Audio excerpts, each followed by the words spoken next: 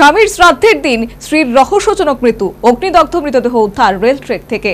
ঘটনা রাজধানী সংলগ্ন সাধুটিলা রেল ব্রিজ এলাকায়। সাত সকালে এক মহিলার অগ্নিদগ্ধ মৃতদেহ উদ্ধার রাজধানীর শহর সংলগ্ন। ঘটনা সাধুটিলা রেল ব্রিজ এলাকার রেল ট্র্যাকে। মৃত মহিলার নাম গীতা সূত্রধর, বয়স আনুমানিক 25 বছর।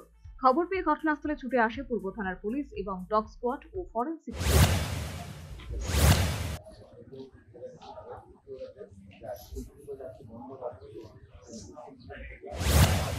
চলতি মাসের গত 9 তারিখ এক দুর্ঘটনায় গীতা সূত্রধরের স্বামীর মৃত্যু হয়।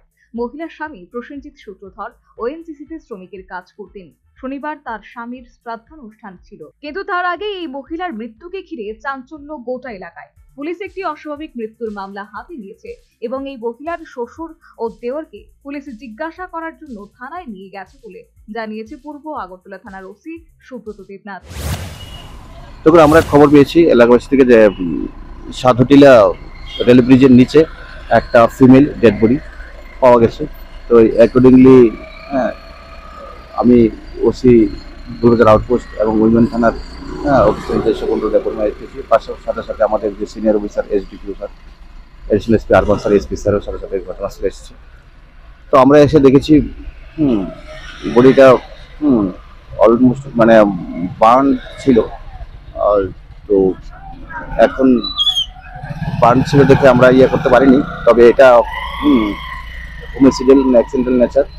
তো এই ব্যাপারটা পোস্টমর্টমের পরে ক্লিয়ার হবে।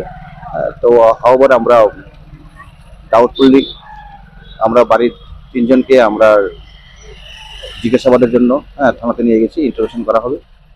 তো তারপরে ক্লিয়ার হবে।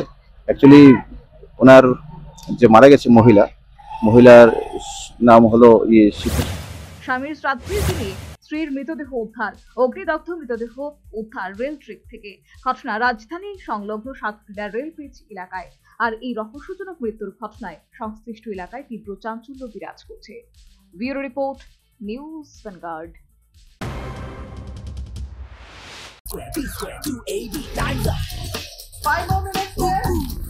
I've got so much time and peace of mind. Life's feeling fine. My time to shine.